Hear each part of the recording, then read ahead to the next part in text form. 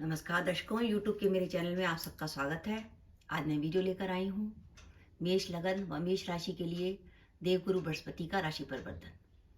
देवगुरु बृहस्पति अभी तक मेष राशि में गोचर कर रहे थे और अब 1 मई 2024 से वो वृषभ राशि में प्रवेश करने वाले हैं। गुरु का वृषभ राशि में गोचर मेष लगन व मेष राशि के लिए कैसा रहेगा, इस वीडियो में हम इसी बात का विचार करेंगे। जैसे कि मैं अपने वीडियो में बताती हूँ हमेशा कि गुरु का गोचर 2, 5, 7, 9 और 11 में हमेशा ही शुभ होता है। और अब मेष लगन से गुरु जो है वो दूसरे भाव में गोचर कर रहे हैं। इसका मतलब गुरु का गोचर काफी हद तक शुभ है। तो पहले तो हम गुरु का गोचर देखते हैं कि आपके मेष लगन में दूसरे भाव में या मेष राशि में दूसरे भाव में कोई भी ग्रह नहीं बैठा हुआ और उस स्थिति में देवगुरु बृहस्पति वहां से गोचर करते हैं तो क्या रिजल्ट मिलेगा। पहली बात, गुरु आपके दूसरे भाव में गोचर करेंगे और उनकी दशम भाव पर दृष्टि होगी। गुरु का एक गोचर कैरियर के लिए बहुत शुभ संकेत है। अगर आप लंबे समय से जॉब बदलने की सोच रहे थे तो अब 1 मई 2024 के बाद आपके पास वो ऑप्शन आ सकते हैं जो आप कोशिश कर रहे थे। आप अपनी नौकरी में प्रमोशन की सोच रहे थे तो प्रमोशन की संभावना बनती है। अगर आप विद्यार्थी हैं और लंबे समय से प्रतियोगिता परीक्षा की तैयारी कर रहे थे तो इस समय जो गोचर बन के आया है कि गुरु आपके दशम भाव को देख रहे हैं और शनि महाराज एकादश भाव में बैठे हैं, तो ये गोचर इस बात का संकेत है कि आपकी जॉब लगने का गोचर पूरी तरीके से बना हुआ है। और अगर आप व्यापारी वर्ग से हैं, व्यापार में किसी नए काम की शुरुआत करना चाहते हैं, कुछ नए स्टार्टिंग करना चाहते हैं, तो उसके लिए भी समय अच्छा है। गुरु धन भाव में गोचर करेंगे और गुरु धन भाव धन के ही कारक ग्रह हैं, तो ये गोचर धन के लिए बहुत शुभ है। आपको लंबे समय से कहीं से पैसा आने का इंतजार था तो अब आपके पास 1 मई 2024 के बाद वो पैसा आ सकता है। व्यापार में आपका ऐसे काम शुरू हो सकते हैं जिसमें आपको धन लाभ हो।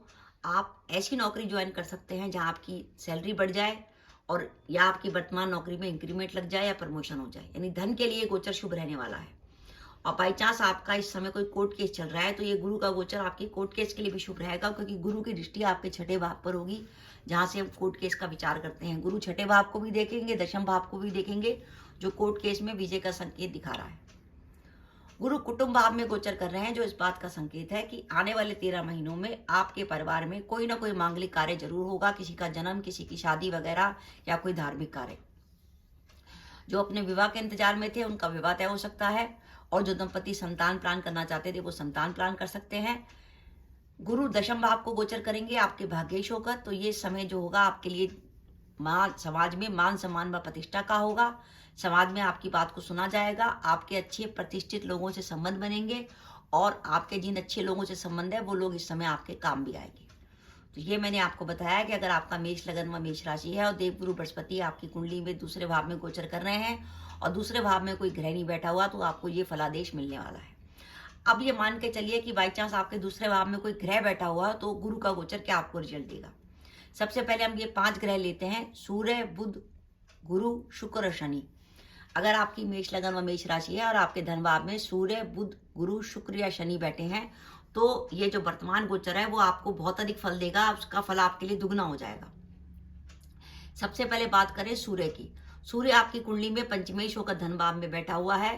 पहली बात तो जब सूर्य के ऊपर अगर आपके धन भाव में सूर्य है वृषभ राशि का और उसके ऊपर गुरु का गोचर होगा तो आपके मान सम्मान व प्रतिष्ठा में वृद्धि होगी। आपको बच्चों से संबंधित खुशखबरी मिलेगी। वर्तमान नौकरी में आपके प्रमोशन की संभावना बनेगी और अगर आप किसी प्रतियोगिता परीक्षा की तैयारी कर रहे हैं तो उसमें आपकी सफलता होने की संभावना बढ़ जाएगी। और बाई चांस आपके कुंडली में दूसरे भाव में वृषभ राशि का बुध है और उस पर गुरु का गोचर हो रहा है तो आपको संपत्ति से जुड़े मामलों में लाभ होगा। और मान के चलिए आपकी कुंडली में धनेश भाग्येश गुरु खुद ही आपके धन भाव में बैठे हैं, वृषभ राशि का गुरु है और उस पर गुरु का गोचर हो रहा है, तो आपके आत्मविश्वास की वृद्धि करेगा और परिवार में मांगलिक कार्य होंगे। और अगर शुक्र यहाँ बैठे हैं, यानी आपकी कुंडली में धनेश शुक्र स्वराशि का है और उस पर गुरु का गोचर है तो हो रहा है, तो वो धन के लिए बहुत शुभ संकेत है।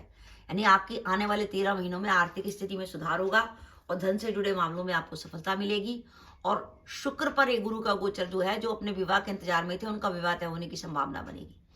और मान लीजिए आपकी कुंडली में दशमेश शनि आपके धन भाव में बैठे हैं वृषभ राशि के।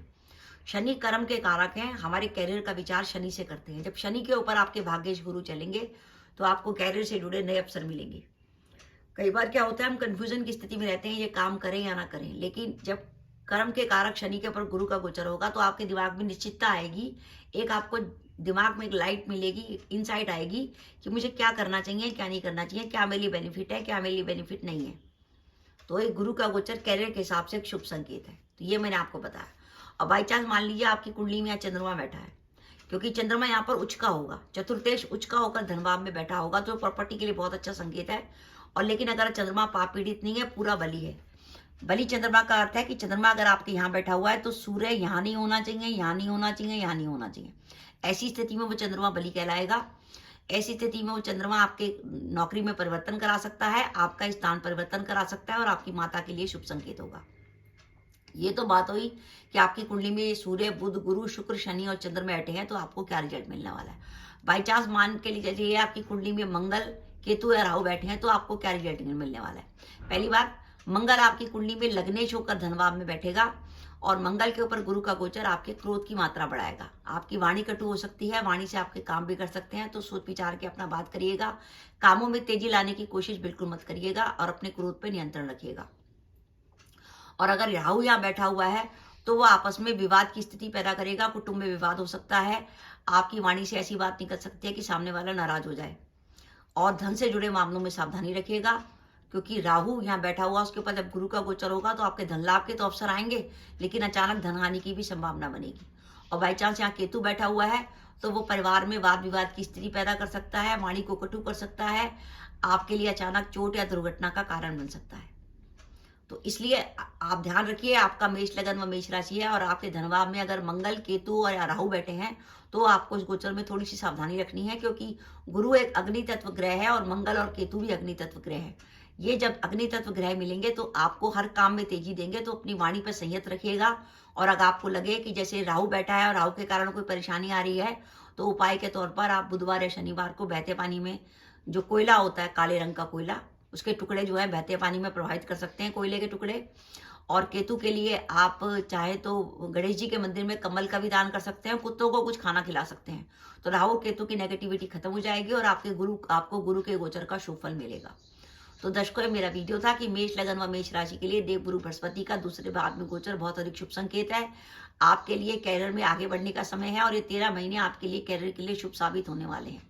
तो दर्शकों, ये मेरा वीडियो था, आपको कैसा लगा प्लीज कमेंट बॉक्स में कमेंट करके बताइएगा। इसके साथ ही अगर आप मेरे चैनल पर पहली बार आए हैं और आपने मेरे चैनल को अभी तक सब्सक्राइब नहीं किया तो कृपया मेरा चैनल सब्सक्राइब कर दें, साथ ही बेल आइकन को भी दबा दें, जिससे जब भी मैं अपने वीडियो अपलोड करूं उसके नोटिफिकेशन आपको मिल जाए और आप मेरा वीडियो देख सकें। इसके साथ ही नमस्कार दर्शकों, जय माता दी।